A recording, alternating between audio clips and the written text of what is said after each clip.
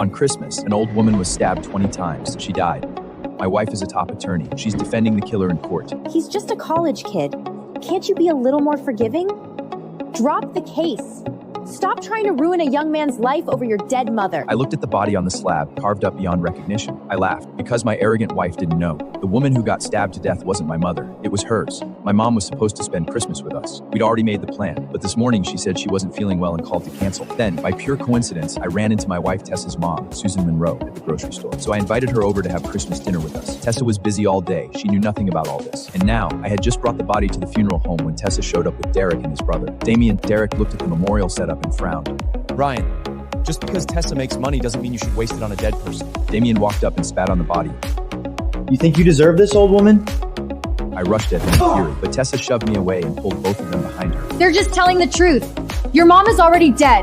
Why waste money on her now? I stared at Tessa in shock. I couldn't believe what I was hearing. Ever since her mom was killed, Tessa hadn't shown one bit of concern. When I sued Damien for murder, she even said she would defend him and get him cleared. She also pulled strings and spent a lot of money to get Damien released on bail. I thought Derek had talked her into this madness. I didn't realize she thought the victim was my mother. Ryan, go get a refund. This setup must have cost a fortune, right? Your mom was always after Tessa's money when she was alive. Now you are too? What else would it be? Like mother, like son. A woman as greedy and vicious as your mom deserved to get stabbed to death. My mom never did anything to you. Stop insulting her. Refund the money. We're not doing this funeral. As for the body, do whatever you want with it. Tessa, the dead still deserve some respect. Why not put the body there and keep it simple?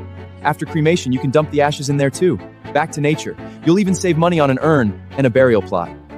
What do you think, Ryan? He should be thanking you for being so kind. Then she directly told the staff to move the body beside the ditch. I tried to stop them, but Tessa had people blocking. I looked at my mother-in-law's body and felt sorry for her. Tessa lost her father when she was young. Susan raised her alone and played both parents. Even when she had almost nothing to eat, she still made sure Tessa could go to tutoring. And in the end, Tessa would not even give her a decent funeral.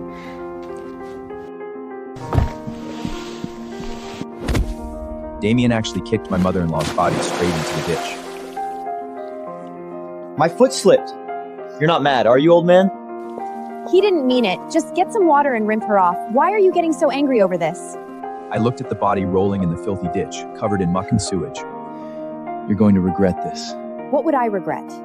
I'm not wasting time on this other nonsense. Write Damien up a forgiveness letter. He's still a college student. He can't lose his whole life over this.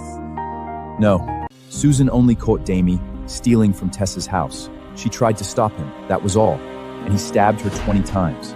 He even avoided the vital spots on purpose. He wanted her to suffer. He wanted her to die slowly.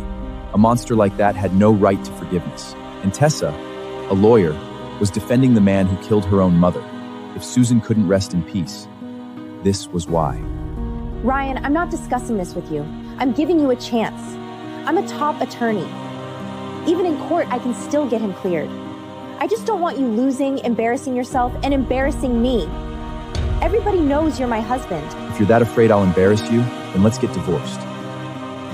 Ryan, you've got a lot of nerve. You're threatening me with divorce over something this small? Even if he accidentally kicked your mom's body into the ditch, he helped clean it up after. He knows he was wrong. He deserves forgiveness. I turned and looked.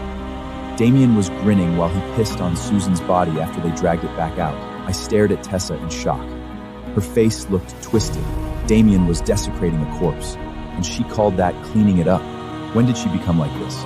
What happened to the Tessa who had just become a lawyer and swore for justice? It probably started when Derek became her intern. Derek never cared about evidence. He took cases based on his own gut and made up whatever story he wanted, and Tessa helped him twist the truth. She helped him send victims to prison. I told Tessa that was wrong. She acted like she had a noble reason. She said she was only trying to protect a young intern from losing confidence. I'll send you the divorce papers tomorrow. Ryan, Tessa only spent Christmas with me because she felt bad for me. I didn't have anyone.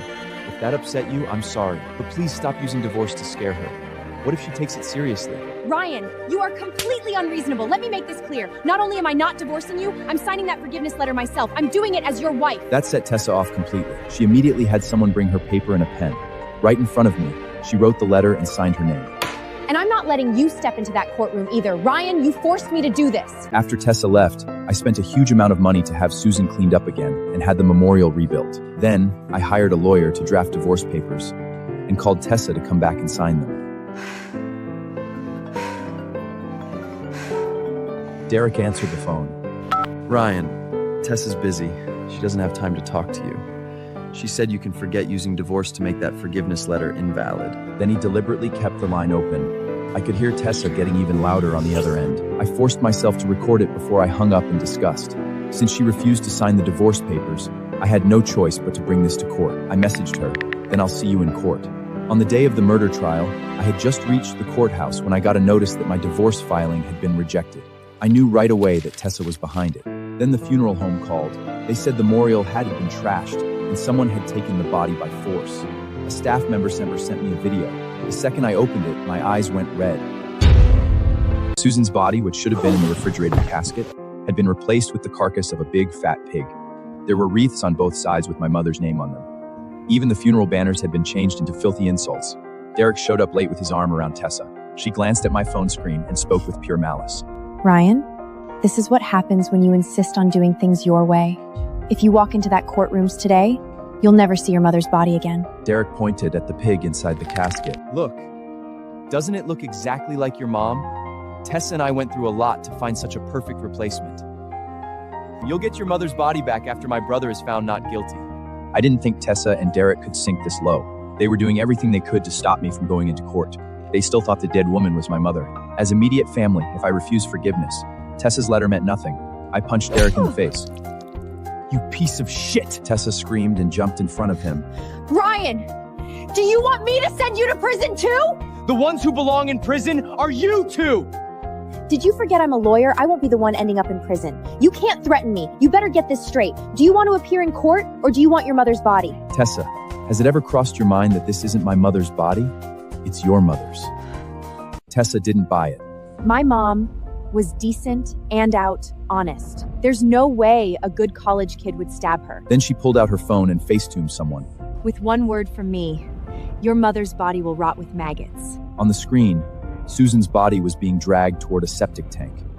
As they pulled her, an old burn scar showed on her forearm. Susan once told me about that scar. When Tessa was little, she knocked over a kettle of boiling water. Susan threw herself in front of her and got burned.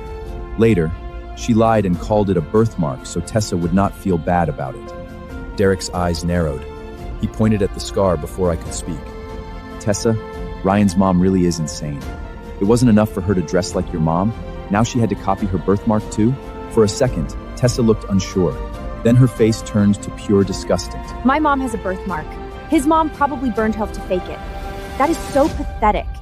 Ryan, I didn't know your mom was this sick. And my mom always said your mom was a good person. That was a lie. My mom was never copying Susan. She knew Susan had a hard life. Whenever she bought clothes or jewelry, she bought Susan the same set. Susan was grateful for that. That was why she had always been good to me. My chest tightened, but I still tried to stop Tessa. She really is your mother. And that is not a birthmark. She got that burn protecting you. Subscribe for the next episode.